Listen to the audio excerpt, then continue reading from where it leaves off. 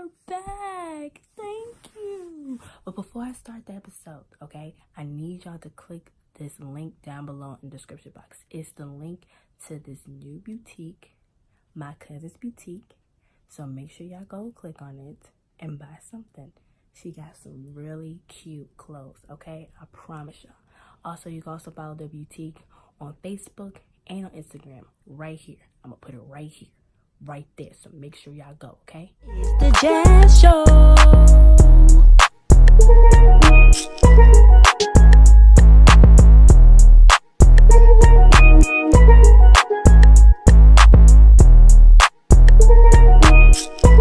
Hey guys, welcome back to the Jazz Show. Can y'all see it? Can y'all see it?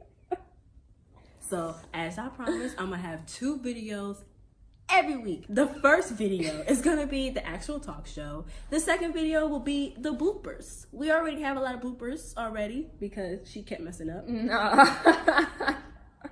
I apologize, but so last week I had an intro video about the show. So I'm hoping y'all saw that. And that's the reason why y'all here again. And so today's episode, we're going to talk about... Go ahead, Kayla. Oh, I'm so sorry. Look, messing up. I'm so sorry. This is my friend Kayla. What up? Follow me on Instagram, cheddar_K. Cheddar as in the cheese, K as in Kae. I'm going to have it down there because I don't even know what she said. But it's going to be down there. And then, follow me too. Instagram, especially on Snapchat, because that's when I do all my funny videos. So, today's episode, we're going to have a discussion about collegiate, what? Athletes. Collegiate athletes. Because she's an athlete. Retired. I used to be one. I graduated last year. I really did, because it's 2019. I graduated 2018. She's old. I'm young. Older. She's like 23 years old. All right, this ain't no personal thing, all right? Like, we don't need to do age. Anyways, back to the discussion. I'm sorry we're going off topic, but the discussion is about the collegiate athletes. And Kayla actually decided for us to talk about that. So what made you come to my studio today? All right. Talk about collegiate athletes. I figured it would be a good video because we both athletes. Right. You have track, I have basketball. Right. Under the same umbrella, just different sides of things. Right. So to give people an idea of how things work. So. Yeah. So So we could talk about the good, the bad, the struggles. This is more a broad discussion. What's one struggle what's a main struggle? What was the main struggle you feel like you had as a collegiate athlete? I don't know. A common one is time management. Adjusting from the responsibilities from high school to college. I didn't really have much of an issue with that because I went to Catholic school and they were kind of on us when it came to that. I don't know. I know there's obviously struggles, but I can't pinpoint. Oh, well, back on the time management, I didn't have a big issue transitioning from high school to college with track because I had 2 other people that I went to high school with that came with me. Yeah. So I didn't really go through the whole depressive stage of your first year because I had people from my home with me. So I guess that's my advantage. Yeah. That was my advantage. And I feel like sometimes when it came to work and doing it on my own, not having my mother or my father tell me when I'm supposed to do it, I feel like I did better because I was doing it on my own. Sometimes, I would wake up 2 o'clock in the morning. Well, let me finish this paper. Right. Do that. I don't have to worry about my parents, Jazz, what you doing at 2 o'clock in the morning? Do we all? Are you supposed to do that before you went to bed? I didn't have that. So I feel like I did so much better with that on my own. Right. So that wasn't really a struggle for me. Yeah. Let's see the struggle. Mental toughness. Oh yeah. Because for practice for me. Obviously, obviously, there's mental, I don't even know what to call it, but there's struggles within everything, even when you're in high school, the transition between middle school to high school is just completely different. But being a collegiate athlete is so different. Like, you're the best where you're from, and everyone on your team is the best where they're from. So it's hard, you know, adjusting to that and maybe making times and all that. It's just, I don't know. It can be hard, and coaches are going to try you no matter who you are, whether you're the best person on the team or the worst person. You're going to get tried just to see where you're at. Define what you mean by tried. That's a slang, right? I mean, kind of. They're just going to test your patience and test to see how strong you are mentally. So I guess always like coming after you in a way. Yeah, but not like in a sense of bullying by any means. It's just to see where you're at mentally and to get you where they feel you need to be. So I guess that's a basketball side. Oh. Because, I mean, I had a different experience. None of my coaches were ever like harsh on me. Right.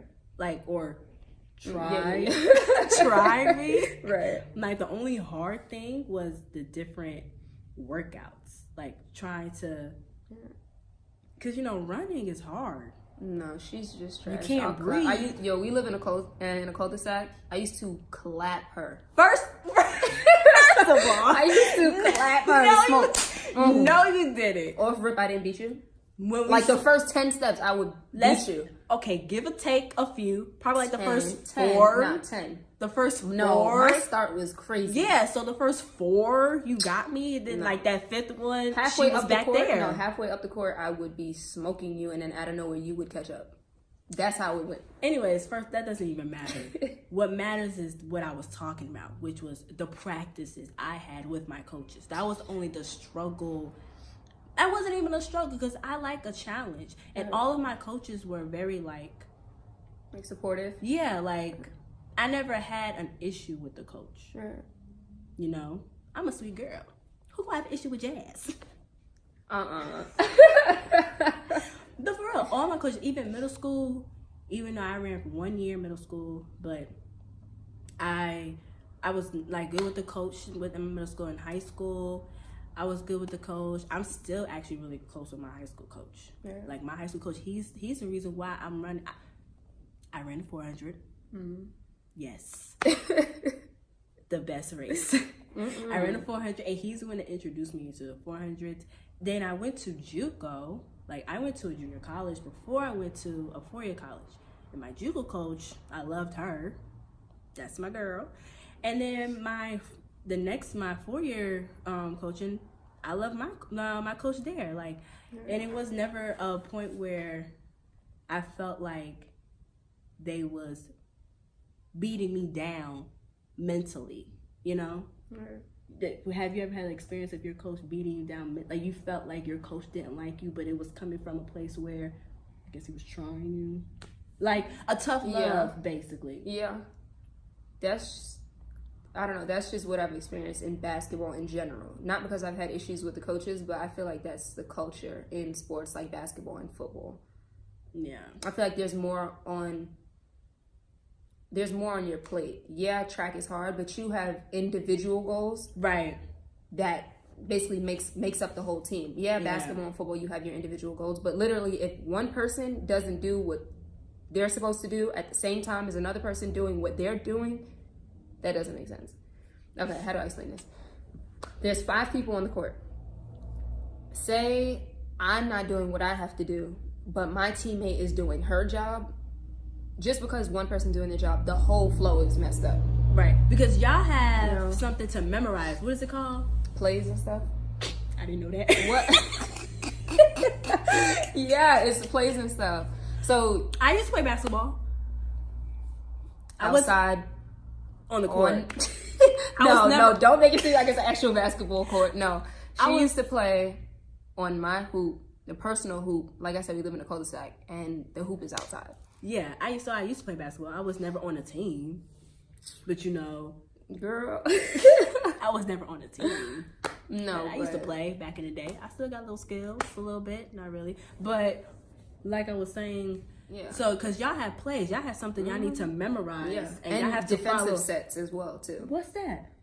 So like 2-3 if you're in a zone, man to man. You don't. I just know smart, set, go. Anyways, let's just... So basically, there's just a lot more that goes into, I guess, playing team sports.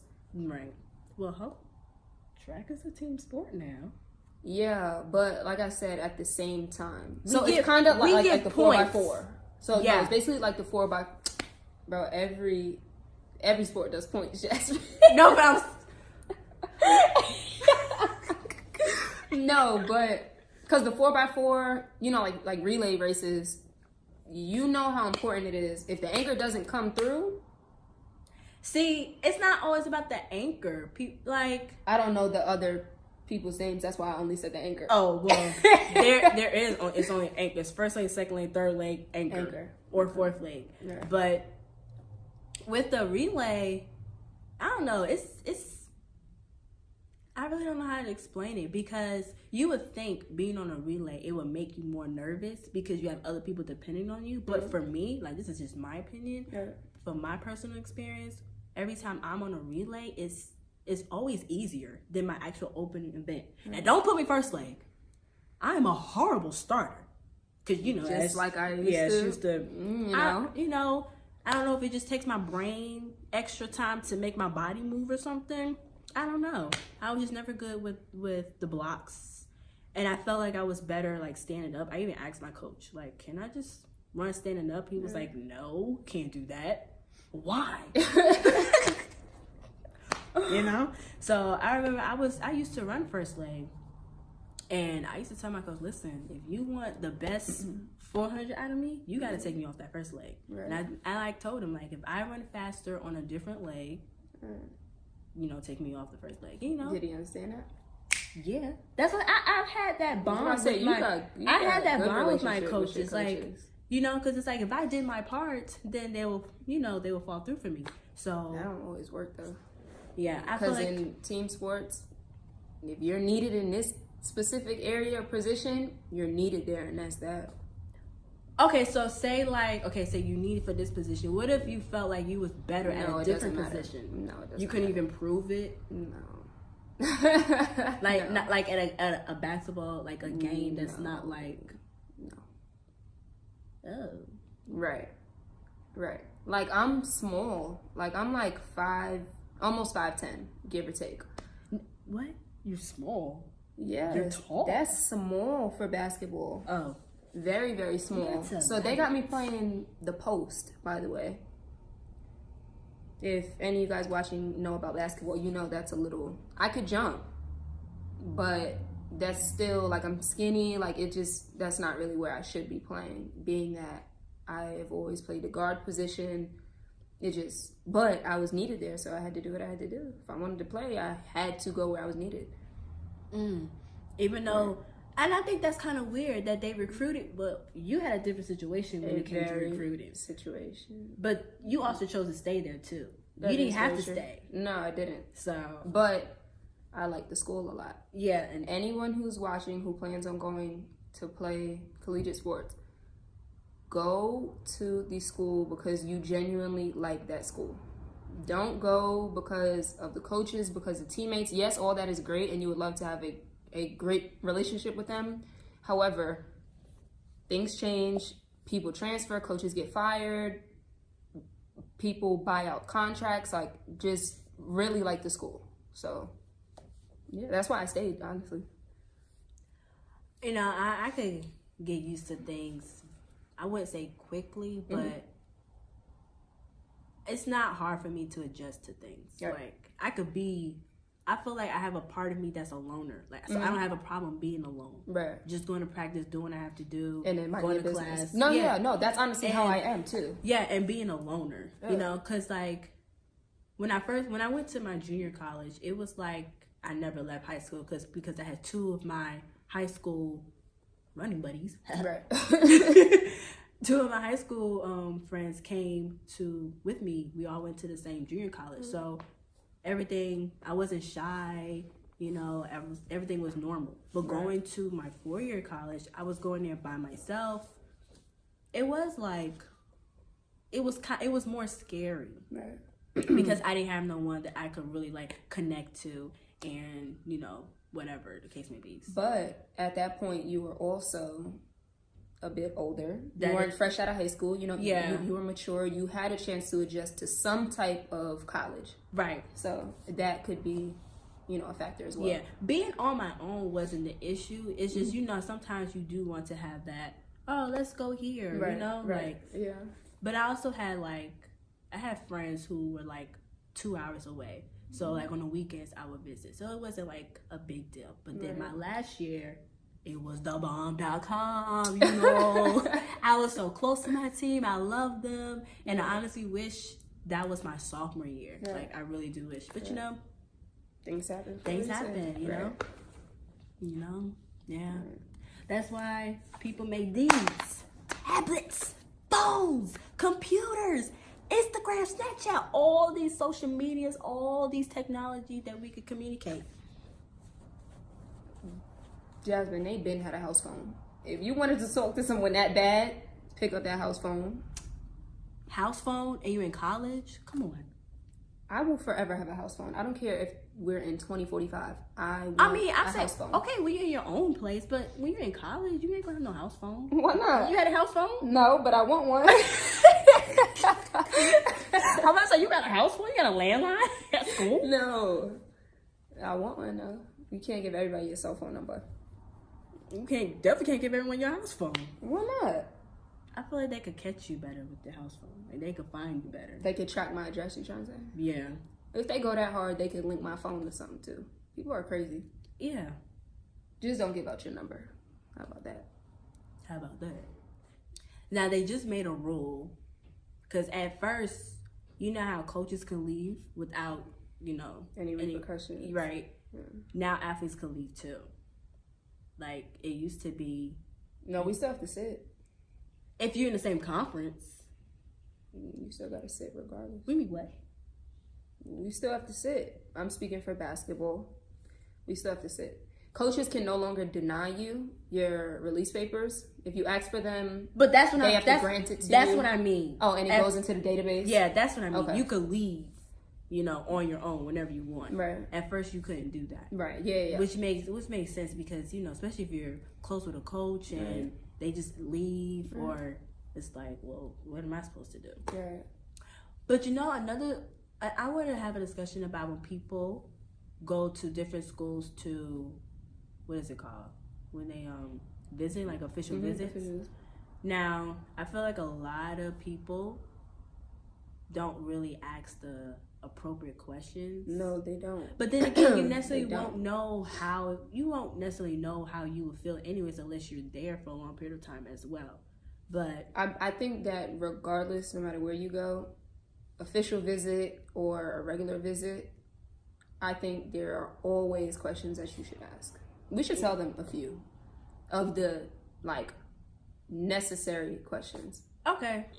Now, the questions that I asked, did I ask questions? Because like I said, I'm easy to please. I just wanted a coach that was going to make me go, Now, going to JUCO, I didn't visit JUCO, of course. Mm-hmm. But my coach knew that coach. Mm. So, wait, or knew of the coach. There's no official visits at JUCO? I don't know. Oh, you're just saying personally. Yeah, I didn't do it. Okay. I didn't go. But, I think they do official visits, though. I was going to say, what's their recruitment process? But, okay, that doesn't matter. Yeah, I don't remember. But going to my 4-year college, I visit there and I visit another school. And one of the coaches was telling me that with the time I was running at the moment, I could win this and this and that. But I wanted to run faster. Mm-hmm. So my mind made me feel like, so you're only going to make me as good as I already am. Yeah. And I feel like my coach at Ole Miss saw something bigger in me, like all my other coaches, like my junior, I was about to say junior high school. My community college, that coach, and then my high school coach, like how they all saw something more in me and basically just saw something more in me. And I felt like one of the schools that I visited didn't see that, or I guess, I don't know, didn't want me to get better, whatever the case may be. Right. But So I feel you need to watch out when you go to visit schools to make sure that that coach is going to make you better and not make you stay the same. Right. That's one thing. Unless you're just there for a free ride, you know, everyone's different. Some people just do sports just because they're athletic and they're good, and just to get a free college. I mean, if that's the case, okay, you know, do that, whatever, Just you know? know what you're going for. Yeah. You know?